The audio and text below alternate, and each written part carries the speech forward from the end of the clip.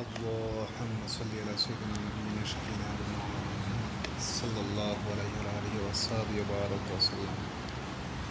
ফাজাইলে নামাজের ৫ নম্বর হাদিস পড়া হইতেছে।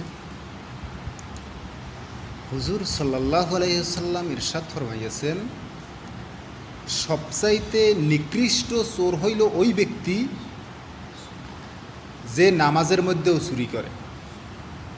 সাহাবা একরাম রাদিয়াল্লাহু তাআলা আনহু আরজ করিলেন, ইয়া রাসূলুল্লাহ, নামাজের মধ্যে কীভাবে চুরি করিবে? ইরশাদ ফরমাইলেন, অর্থাৎ উহার রুকু সেজদা ঠিকমতো আদায় করে না। অনেকগুলো হাদিসে আসছে, দারিমি, তারগিব, আহমদ, তাবারানি। ফায়দা, এই বিষয়টি কয়েকটি হাদিসে বর্ণিত হইয়াছে।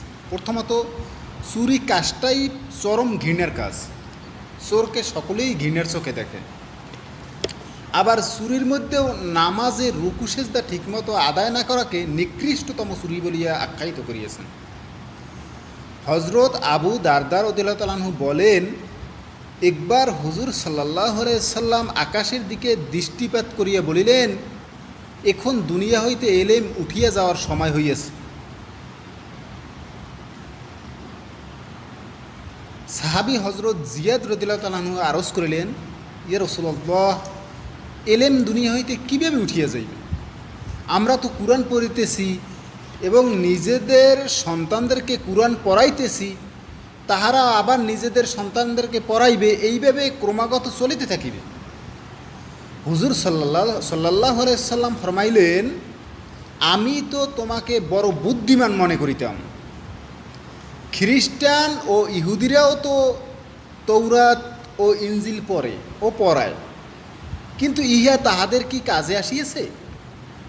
আবু দারদা রাদিয়াল্লাহু তাআলা আনহু এর এক শাগরেদ বলেন, আমি অন্য একজন সাহাবী হযরত আবু উবাদা রাদিয়াল্লাহু তাআলা আনহুর নিকট এই ঘটনা বর্ণনা করিলাম। তিনি বলিলেন, আবু দারদা সত্য বলিয়াছেন। আমি কি তোমাকে বলিব সর্বপ্রথম দুনিয়া হইতে কোন জিনিস উঠিয়া যাইবে? সর্বপ্রথম নামাজের খুশু উঠিয়া যাইবে। তুমি মসজিদ ভরা লোকদের মধ্যে একজনকেও খুশুর সহিত নামাজ পড়িতে দেখিবে না। হজরত হুযায়ফা রাদিয়াল্লাহু তাআলা আনহু, যাহাকে হুজুর সাল্লাল্লাহু আলাইহি সাল্লামের রহস্যবিদ বলা হয়, তিনিও বলেন যে সর্বপ্রথম নামাজের খুশু উঠাইয়া লওয়া হইবে। অপর এক হাদিসে আসিয়াছে যে আল্লাহ তাআলা ওই নামাজের প্রতি ভ্রুক্ষেপই করেন না যাহাতে রুকু সেজদা সুন্দরভাবে করা হয় না। এক হাদিসে আছে, মানুষ ৬০ বৎসর যাবৎ নামাজ পড়ে, তবু তাহার একটি নামাজও কবুল হয় না। কেননা কখনো রুকু ঠিকমতো করিল তো সেজদা ঠিকমতো করিল না, কিংবা কখনো সেজদা ঠিকমতো করিল তো রুকু ঠিকমতো করিল না। হজরত মুজদ্দিদে আলফে সানি রহমাতুল্লাহ আলাইহি তাহার মাকতুবাতে নামাজের উপর খুবই জোর দিয়েছেন। তিনি অনেকগুলি পত্রে নামাজের বিভিন্ন বিষয় সম্পর্কে আলোচনা করিয়েছেন।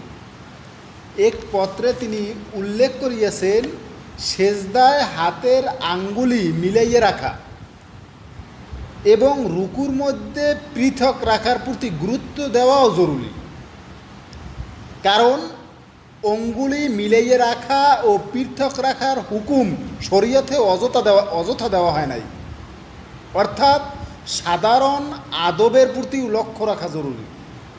এই প্রসঙ্গে তিনি আরও লিখিয়েছেন, নামাজে দাঁড়ানো অবস্থায় সেজদার স্থানে দৃষ্টি রাখা, রুকু অবস্থায় পায়ের উপর, সেজদা অবস্থায় নাকের উপর এবং বসা অবস্থায় হাতের উপর দৃষ্টি রাখা নামাজের মধ্যে খুশু পয়দা করে এবং উহার দ্বারা নামাজে একাগ্রতা হাসিল হয়। এই সব সাধারণ আদব ও মুস্তাহাবের উপর আমল করিলে যদি এত বড় উপকার হয়, তবে বড় বড় আদব ও সুন্নতের উপর আমল করিলে যে কত বড় উপকার হইবে তাহা তুমিই বুঝিয়ে দেখো। আল্লাহ তাআলা আমাদেরকে খুশু খুশুর সহিত নামাজ আদায় করার তৌফিক দান করুক।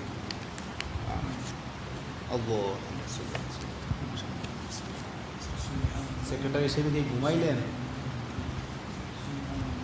গভীরভাবে মনোযোগ দিয়ে শুনলেন। মারা উচিত হয় না, খাইছে পাইন মেরে রেখে গেছে, রক্তটা তো লাগিয়ে গেছে ফ্লোরে। যে লস